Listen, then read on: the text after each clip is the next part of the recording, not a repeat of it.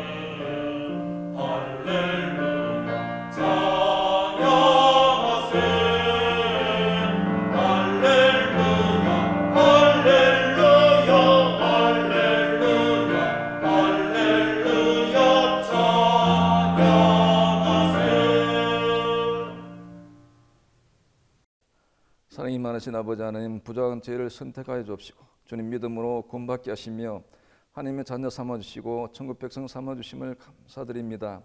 항상 사랑으로 우리를 먹이시고 늘 푸른 초장 실만한 물가로 인도하시는 우리 하나님 아버지께 감사와 찬양을 드립니다. 날마다 주님 보호 속에 살게 하시고 이렇게 허락하신 시간 가운데 예배드릴 수 있는 보록을 허락하심도 감사드립니다. 우리를 괴롭히는 근심과 걱정의 무거운 짐을 다 내려놓게 하옵시고 이 시간 성령님을 만나는 귀한 예배 시간 되게 하여 주시옵소서. 아버지 하나님, 이 코로나로 인하여 주님 믿는 자들이 눈앞의 환경만을 바라보지 않게 하옵시고 이때 오히려 몇 시간마다 더 많이 기도하고 더 많이 말씀을 가까이 하며 하나님 앞에 더 깊이 교제할 수 있는 제 심령들이 다 되게 하여 주시옵소서. 지금 이 때가 더욱 믿음이 깊어지고 발전하고 변화받는 때가 되게 하여 주시옵소서. 아버지 하나님, 저희 인도자, 보호자, 치료자가 되어주시며 방패와 산성이 되어주셔서 저희의 은행심사, 생각과 마음과 선택을 조정하여 주옵시고 오직 주님 뜻에 순종하여 주님 뜻을 이루어가는 저희 모두가 되게 하여 주시옵소서. 아버지 하나님, 한 심령이 천하보다도 귀하다고 하셨사온데 코로나로 인하여 한 심령도 실족하지 않게 하여 주옵시고 오히려 구원받은 한 심령을 통해서 형제, 가족, 이웃, 친척이 구원받게 하옵시고 속한 가문이 복음화되게 하여 주시옵소서. 그리하여 속한 지역과 나라와 땅끝까지 복음이 전파되게 하옵시고 전 세계 모든 이스라엘들이 주님을 믿으며 경배하며 주님을 찬양하는 역사가 일어나게 인도하여 주시옵소서. 아버지 하나님, 이 시간 영광구원을 최우선으로 생각하시는 한세종 지방장관님 말씀 전가하실 때에 성령의 충만함으로 인도하시며 말씀의 능력을 다해 주옵시고 말씀을 통해서 주님의 뜻을 깨달으며 새 힘을 얻고 말씀을 통하여 새롭게 변하는 역사가 일어나게 인도하여 주시옵소서. 초대교회 때 베드로의 한 번 설교에 3,000명이 회개했던 역사가 일어나게 인도하여 주옵시고 이 세대에 더욱 크게 쓰임받는 역사가 일어나게 인도하여 주시옵소서.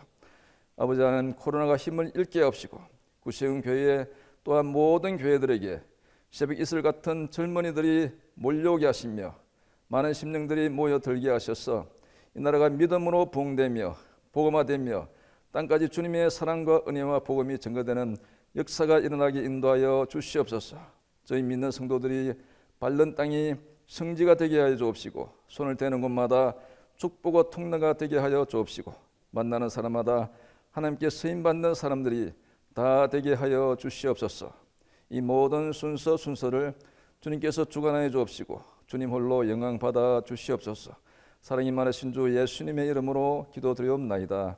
아멘.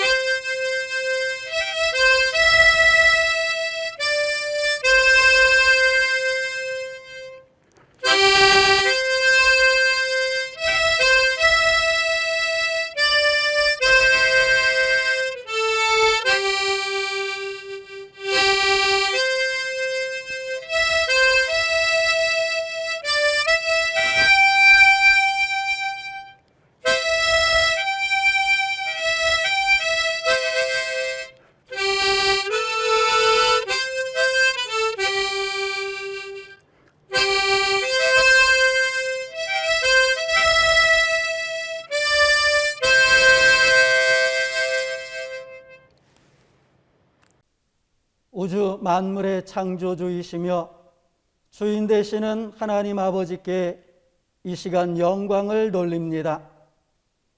아버지께서 나를 사랑하셔서 독생자 예수 그리스도를 이 땅에 보내주셨고 또 구원해 주심을 감사드립니다. 이 귀한 은혜를 알고 믿는 믿음의 백성들이 주님께 감사함으로 예물을 드립니다.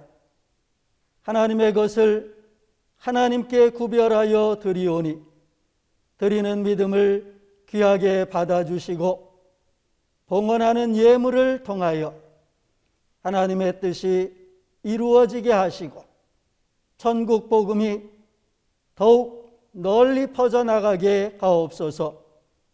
예배를 드리며 봉헌하는 모든 이들에게 크신 은혜를 주시되 가뭄에 단비와 같은 은혜를 부어주셔서 흘러넘치는 하나님의 은혜를 경험하게 하옵소서.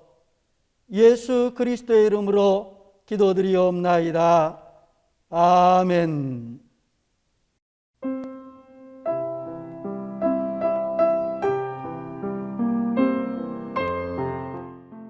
예수께서 그들에게 항상 기도하고 낙심하지 말아야 할 것을 비유로 말씀하여 이르시되, 어떤 도시에 하나님을 두려워하지 않고 사람을 무시하는 한 재판장이 있는데, 그 도시에 한 과부가 있어 자주 그에게 가서 내 원수에 대한 나의 원한을 풀어주소서 하되, 그가 얼마 동안 듣지 아니하다가 후에 속으로 생각하되, 내가 하나님을 두려워하지 않고 사람을 무시하나 이 과부가 나를 번거롭게 하니 내가 그 원한을 풀어주리라. 그렇지 않으면 늘 와서 나를 괴롭게 하리라 하였느니라. 주께서 또 이르시되, 불의한 재판장이 말한 것을 들으라. 하물며 하나님께서 그 밤낮 부르짖는 택하신 자들의 원한을 풀어주지 아니하시겠느냐? 그들에게 오래 참으시겠느냐? 내가 너희에게 이르노니 속히 그 원한을 풀어주시리라. 그러나 인자가 올 때에 세상에서 믿음을 보겠느냐 하시니라. 류가와 미카가 쓴 서론 기본을 탐하다란 책에 이런 글귀가 있습니다. 만일 신이 우리에게 3개의 열쇠를 준다면 그 중에 2개는 지방과 학력일 것이다. 그리고 이 2개의 열쇠는 우리를 성공하기 쉬운 위치에 앉혀줄 것이다. 하지만 만약 신이 우리에게 좋은 집안과 명문대학을 졸업할 능력을 주지 않았다면 태도야말로 우리를 성공으로 이끌어줄 유일한 열쇠이다. 태도의 중요성에 대해서 말하고 있습니다. 다른 말로 하면은 자세나 처세나 처신이라고 할 수가 있을 것입니다. 오늘은 우리 신앙인으로서 우리가 기도하는 자의 태도, 기도하는 자의 자세에 대해서 함께 말씀을 드리고자 합니다. 기도는 신앙인에게 있어서 꼭 필요한 매우 중요한 부분이면서도 때론 우리들에게 매우 부담이 되기도 합니다. 성격이 좀 급한 분들은 유창한 기도나 지극히 감성적인 기도에 대해서 그 사람의 신앙의 깊이나 영성 혹은 믿음이 좋고 나쁨에 대한 평가를 하기도 합니다만, 사실 이 말은 맞기도 하지만 맞지 않은 말일 수도 있습니다. 어떤 분은 성결의 기도 순서 부탁이 올 것 같은 예감이 들면 전화기를 꺼놓는 담대한 모험을 하는 분이 계셨다고 하는 이야기를 제가 들었습니다. 그래서 오늘 우리는 모두가 너무나도 당연하게 생각하고 있는 일상적인 신앙생활의 일부분이지만 간혹 당혹하고 당황스럽고 부담이 드는 기도에 대해서 알아보고 더 깊은 영성으로 하나님께 나아가는 그런 군우들이 될 수 있길 바랍니다. 성경은 기도에 대해서 너무나도 다양하게 표현을 하고 있습니다. 도구하는 것도, 감사하는 것도, 성찰하는 것도, 찬양하는 것도, 경청하는 것도, 묵상하는 것도, 기원하는 것도, 자복하는 것, 간구하는 것, 탄원하는 것, 의탁하고 기대하고 경성하고 또 자신을 포기하는 것도 기도라고 표현하고 있습니다. 우리가 신앙인으로서 우리의 기도의 자세는 어떠해야 할까? 이거에 대한 궁금증을 가지고 한번 말씀을 나누도록 합니다. 첫째는 성경에 기도자의 태도가 나오는데 부르짖음이 기도자의 태도라고 말씀했습니다. 여러분, 갓난아이가 태어나서 자고 우는 것을 많이 합니다. 자는 이유가 5가지라고 하는데, 첫째는 배가 고프면 아이들이 운다 그럽니다. 졸려서 울고, 불안해서 울고, 아파서 울고, 기저귀를 갈아달라고 운다고 합니다. 그 외에도 우는 이유가 다양하겠습니다만 한마디로 말하면은 의사소통을 언어와 비언어를 통합해서 필요한 것을 느끼면 울어서 자신을 표현한다고 할 수가 있을 것입니다. 우는 아이는 부모님으로부터 보호를 받습니다. 그리고 울어서 그는 필요한 것을 얻기도 합니다. 울다가 더 절실하게 필요한 것이 있으면 아이들이 울부짖기도 합니다. 부모님들은 울부짖는 아이를 방치할 부모가 없을 것입니다. 우리가 신앙인으로서 성경적 기도는 하나님을 향한 부르짖는 일이라고 할 수 있습니다. 만약 우리 스스로 할 수 있는 일이라면 부르짖을 이유가 전혀 없습니다. 왜냐하면 그냥 하면 되니까요. 우리가 부르짖는 기도를 해야 될 이유는 우리의 능력 밖에 있는 일들에 대한 기대감 때문입니다. 하나님은 이런 부르짖음에 귀를 기울이신다라고 성경에서 약속하고 있습니다. 시편 34편 15절에 보니까 여호와의 눈은 의인을 향하시고 그 귀는 저희의 부르짖음에 귀 기울이시도다. 이목을 하나님께서는 우리에게 집중하고 계십니다. 그래서 우리가 부르짖을 때 하나님은 우리의 부르짖음을 귀로 듣고 계신다고 말씀하고 있는 겁니다. 저와 여러분이 부르짖어야 할 이유는 하나님이 전지전능하시기 때문입니다. 피조물과 창조주의 차이점, 하나님만이 가진 속성 중에 대표적인 것이 바로 전지전능과 무소부재의 능력입니다. 그리고 하나님은 우리의 부르짖음을 들으시겠다고 하셨기 때문에 저와 여러분은 부르짖는 기도자의 태도를 가져야 됩니다. 우리가 잘 아는 예레미야서 33장 3절에 너는 내게 부르짖으라. 내가 내게 응답하겠고 내가 알지 못하는 크고 비밀한 일을 보이리라 하셨습니다. 여러분, 출애굽 사건을 한번 생각해 보시기 바랍니다. 출애굽은 하나님께서 인간 역사에 개입하신 사건입니다. 애굽의 노예 생활 430년을 뒤로하고 해방의 은혜를 히브리 민족에게 베풀어 주셨습니다. 그 해방의 은혜를 베푸신 목적, 물론 출애굽기 19장 보니까 거룩한 백성 제사장의 나라를 삼기 위함이라고 말씀하셨는데, 그렇다면 하나님께서 해방의 은혜를 위해서 개입하신 원인은 과연 무엇일까? 출애굽기 3장 7절과 8절 상반절에 보니까 여호와께서 이르시되 내가 애굽에 있는 내 백성의 고통을 분명히 보고 그들이 그들의 감독자로 말미암아 부르짖음을 듣고 그 근심을 알고 내가 내려가서 그들을 애굽의 손에서 건져냈다. 히브리 민족이 부르짖었기 때문에 하나님께서 히브리 민족의 역사에 개입하셨다는 말씀입니다. 오늘 우리가 읽은 본문 1절에 예수님께서 항상 기도하고 낙심하지 말아야 할 것을 비유로 말씀하셨습니다. 비유의 내용은 하나님을 두려워하지 않고 사람을 무시하는 재판장과 당시 사회적으로 소외되고 힘없고 의지할 곳 없는 과부가 원한을 풀어달라는 제기한 소송, 이 소송을 비유로 기도자의 태도와 자세에 대해서 예수님은 교훈하고 계십니다.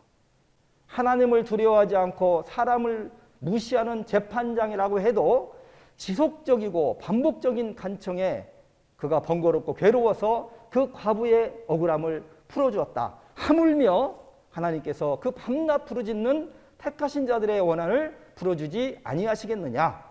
그들에게 오래 참으시겠느냐? 부르짖는 자의 기도 하나님은 버티지 못하시고 응답해 주시는 분임을 비유로 말씀하고 계십니다. 따라서 부르짖는 기도는 예수님이 우리에게 가르치신 기도자의 태도요, 기도자의 자세입니다. 기도하면서 낙심하지 마시고 우리의 간구가 하나님에게 원한이 사무친 것처럼 느껴질 수 있도록 부르짖는 기도가 필요하다고 말씀한 겁니다. 이런 자세로 기도함으로 우리의 부르짖음에 귀 기울여 주시고 응답하시는 하나님을 체험하는 여러분들이 되실 수 있길 바랍니다. 두 번째, 오늘 우리가 함께 알아볼 기도자의 태도, 자세는 대화 모드로 변환해서 하나님께 나아가야 된다고 하는 겁니다. 여러분, 부르짖는 기도는 독방의 기도입니다. 이 부르짖는 기도를 공중 기도로 하면 안 됩니다. 길거리에 서서 부르짖는 기도하면 안 됩니다. 많은 사람들에게 민폐를 끼치기 때문입니다. 두 번째, 우리가 꼭 해야 될 기도의 자세는 대화 모드입니다. 대화는 상대방과 언어 혹은 비언어를 통해서 서로의 의사를 표현하는 수단입니다. 일반적으로 의사소통이나 전달의 방식이 연설이나 설교를 하지 않는 이상 언어가 약 20%, 비언어가 약 80% 정도 된다고 합니다. 언어는 생각을 말하는 의식 행동이죠. 비언어는 무의식이 우리의 표정이나 손짓과 눈짓과 발짓 등을 통해서 표현은 오감을 표현하는 것이 바로 무의식입니다. 기도는 쌍방대화라고 인정하신다면 우리는 일방적인 기도자가 되어서는 안 되겠습니다. 대화나 통화는 쌍방해야 됩니다. 쌍방해야 소통이 되고 공감을 얻기 때문입니다. 여러분, 요즘에 통신기술의 발달이 얼마나 빠른지 모릅니다. 지구 어디를 가든지 어느 나라를 가든지 도시락 와이파이 하나만 들고 가면 지구 반대편에서 열리는 모든 일들을 실시간으로 볼 수 있는 첨단 기술의 시대를 우리는 살고 있습니다. 우리의 상상 너머 저 너머에 있던 일들, 아주 먼 거리에 있던 일들을 실시간으로 보기도 하고 자기 감정을 마음껏 표현하는 시대를 우리는 살고 있습니다. 한류의 대표격인 BTS가 지구 반대쪽에서 공연을 해도 지구촌에 있는 모든 팬들이 동시간에 실시간으로 그들의 공연을 보고 환호하고 소리를 지르고 문화를 즐기고 있습니다.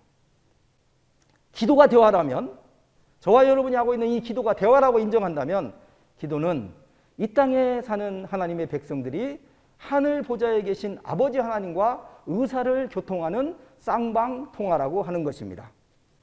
우리가 하나님께 도구하고 하나님이 우리에게 말씀하시는 것이 대화의 기도입니다. 성경은 이같이 이 땅의 백성이 하나님과 대화하는 장면을 여러 차례 보여주고 있는데, 분명히 기도는 하나님과 인간을 연결하는 절대적인 수단입니다. 대화를 통해서 하나님과 교통하는 수단입니다. 하나님과 대화로 기도하는 성경의 인물이 많이 나오지만, 저는 오늘 그 중에 남쪽 유다의 말기에 여호야김 왕 때에 예레미야 선지자와 동시대에 활동했던 하박국 선지자의 기도가 바로 대화 모드로 기도하는 모범이 되기 때문에 소개하고자 합니다.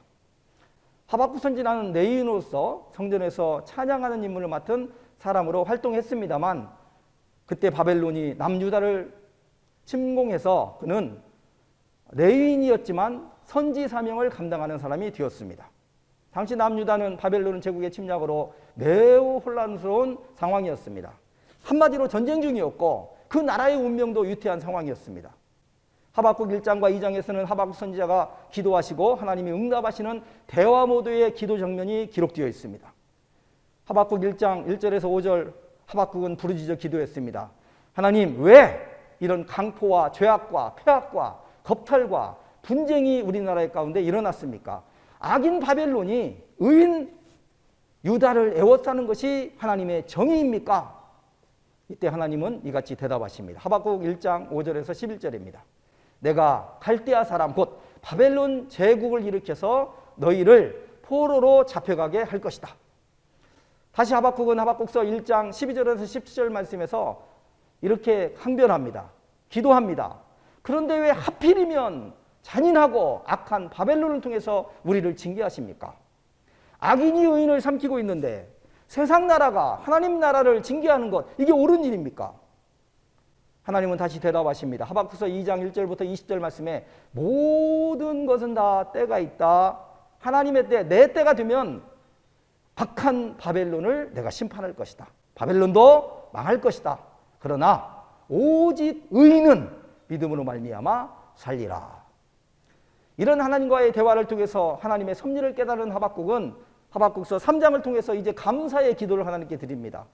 무화과 나무, 포도나무, 감람나무 열매가 없어도, 밭에 먹을 것이 없고 식물이 없어도, 우리의 양과 외양과 송아지가 없을지라도 나는 하나님 한 분만으로 감사하고 만족하고 자족하고 기뻐하겠습니다.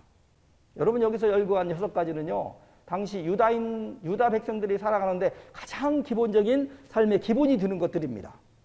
삶을 살아가는데 가장 기본이 드는 6가지가 없을지라도 여호와로 인해 기뻐하고 감사하며 살아가겠다고 찬양하는 하박국 선지자의 심령의 변화, 이것은 일방통행의 기도가 아닌 양방통행의 대화 모드의 기도를 통해서 이루어진 일입니다. 이 일을 통해서 우리는 기도는 하나님과 대화하는 것이고 하나님도 대화를 즐기시는 분임을 알 수가 있습니다. 기도가 하나님과의 대화라고 믿는다면 우리의 기도 자세는 묻고 답하고 답하고 묻는 것을 반복하는 대화 모드로 하나님께 기도해야 됩니다. 문제는 우리의 기도 자세가 하나님이 응답하시기 전에 기도 자리를 박차고 일어나 버린다고 하는 것입니다. 하나님이 우리 질문에 응답하실 수 있는 기회를 드리지 않고 일어나 버리면, 그리고 나서 나는 기도했다고 하는 자세는 분명히 기도자의 태도가 아닌 것입니다. 앞으로 저와 여러분의 기도의 자세는 일방통행 말고 양방통행하는 대화마도로 기도하시어 세미한 하나님의 음성을 체험하는 여러분 모두가 되실 수 있기를 축복합니다. 세 번째 기도자의 태도 중에 아주 중요한 부분이 바로 영적 사귐을 위해서 하나님의 은혜의 보좌로 우리가 나아가야 됩니다. 에덴 동산에서 하나님은 아담을 부르시고 대화하기를 원하셨습니다. 그래서 아담을 부르시죠. 아담아, 내가 어디 있느냐? 이렇게 부르실 때에 사실 아담은 이미 범죄했습니다. 선악과를 이미 따먹은 다음입니다. 만약에 이 사귐을 위해서 아담을 찾아오신 하나님을 보고 아담이 두렵고 무섭고 창피해서 숨어버려 사귐이 단절되었다면 아담은 죄에 대해서 변명할 기회도 잃어버렸을 것이고 아담이 지은 원죄는 영원히 해결되지 못했을 것입니다. 여러분, 은혜 중에 은혜는 하나님이 아담을 찾아오셨고 범죄 이후에도 하나님은 계속해서 사귐을 지속하셨다는 것이 바로 큰 은혜입니다. 하나님이 찾아오신 이유는 죄에 대해서 징계가 목적이었습니다. 맞습니다. 그러므로 죄는 하나님과의 관계에 단절을 가져오고 죄의 결과는 징계, 곧 벌을 받는 것입니다. 죄로 인해 아담과 하와는 하나님과 친밀한 관계를 잃어버렸습니다. 하나님은 거룩하신 분이기 때문에 그 거룩하신 분과의 사귐의 절대 조건이 뭡니까? 거룩입니다. 죄를 지었기 때문에 하나님과의 관계가 단절된 것이죠. 죄는 우리를 하나님과 누려야 하는 사귐을 단절시키는 절대적인 조건입니다. 그래서 이사야서 59장 2절에 보니까 오직 너희 죄악이 너희와 너희 하나님 사이를 갈라놓았고 너희 죄가 그의 얼굴을 가리워서 너희에게서 듣지 않으시게 함이니라 하고 말씀하고 있습니다. 죄는 하나님과 우리를 갈라놓습니다. 죄는 하나님의 얼굴을 가리워서 우리가 아무리 부르짖어도 아무리 하나님 앞에 울부짖어도 듣지 않게 하시는 절대적인 조건이 바로 죄입니다. 결국 죄는 하나님과의 영적 사귐을 단절시키는 주범입니다. 이 죄의 문제를 해결하시기 위해서 하나님은 짐승을 잡으시고 피를 흘리시고 가죽옷을 지어 입혀 주셨고, 그리고 율법으로 모세 시대에 짐승의 피의 제사를 통해서 죄 사함의 은혜를 주셨습니다. 그리고 예수 그리스도께서 이 땅에 오셔서 십자가에서 대신 죽으심으로 죄 사함의 은혜를 우리에게 주셨습니다. 그래서 히브리서 9장 12절은 이같이 말씀하고 있습니다.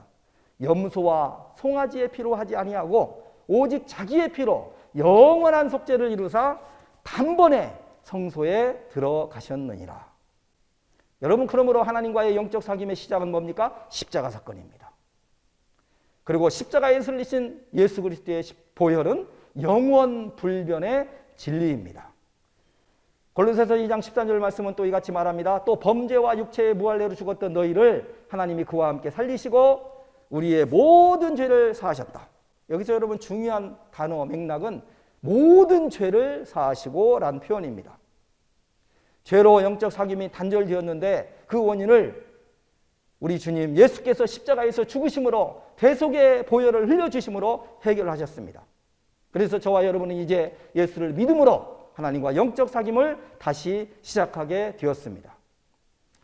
사도 요한은 요한 1서에서 전도의 목적과 설교의 목적이 뭐에 있냐? 사귐에 있다라고 분명히 말했습니다. 사도 요한이 어떤 사람입니까? 가장 오랜 시간 우리 주님과 동거동락하여 우리 주님의 동지가 된 사도 요한, 자신이 보고 듣고 만지면 안 된 예수님을 전하는 목적, 그 목적은 바로 사귐이고 그 사귐은 아버지와 그의 아들 예수 그리스도와 우리의 누림이라고 말씀하고 있습니다. 그래서 우리가 기도하는 것은 하나님과의 영적 사귐이라고 하는 것입니다. 기도는 교제가 되고 기도는 친교가 되는 것입니다. 예수의 피로 회복된 영적 사귐의 관계 회복이 절대적인 조건, 기도할 때 저와 여러분은 하나님과 영적으로 사귀게 된다고 하는 것입니다. 그러므로 여러분, 영적 사귐의 기도를 통해서 관계가 회복되는 거룩한 성도들이 되시기 바랍니다. 모세는 기도의 용사인 걸 다 아시죠? 어느 정도 하나님과 친밀한 기도의 용사로 영적 관계를 맺었느냐? 출애굽기 33장 11절은 이같이 말하죠. 사람이 자기의 친구와 이야기함과 같이 여호와께서 모세와 대면하여 말씀하시며, 하나님과 모세가 얼마나 친밀한 관계였는지를 잘 보여주는 내용으로 되어 있습니다.